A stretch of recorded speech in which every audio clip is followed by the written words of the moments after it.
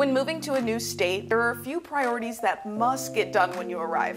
Things like updating your mailing address, setting up your utilities, and you can't forget switching over that driver's license and car registration. No pressure at all, but Florida does give you 30 days after you arrive to switch over your driver's license. And before heading to the DMV, you're going to want to make sure that wallet is full. But we'll get to that in a minute. To start, you won't be going to a traditional DMV office like other states have. A few years ago, Florida actually closed DMV offices except for a few select counties, handing off the responsibility to tax collectors. With tax collectors taking care of DMV services, every transaction completed can include an additional $6.25 fee to offset those costs the tax collector has. On top of that fee, depending on the county that you live in, there could be additional fees. For example, Pinellas County will charge residents a 1% fee on transactions up to $5,000. So how much will you spend when you go to the tax collector's office? Well, that all depends on a variety of factors, like how many cars you have. In my case, to register my car, change over my driver's license, and do a title transfer, plus all those license plate fees, I spent more than $600. Yeah, I know. I wasn't prepared for that either. Florida actually has some of the most expensive car registration fees in the country, only second to Oregon. You could consider it the price you pay for having no income tax.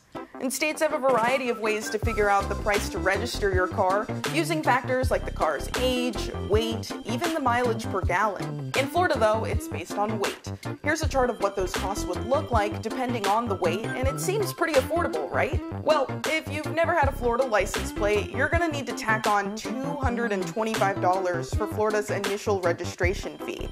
And on top of that, you'll have to pay for your new license plate. A standard one costs $28, but if you're feeling fancy and want a personalized plate, that can cost you upward of $70. And if you want the custom plate, you could still end up paying for a normal plate since making license plates are backlogged due to COVID-19, and the temporary paper one that they give you expires after 3 months. Luckily, all those fees from specialty plates do go to benefit causes like saving the sea turtles and preserving our oceans. But since we are in Florida, you may be bringing more than just a car. Boats and other vessels have their own set of registration fees, and it can get pretty expensive.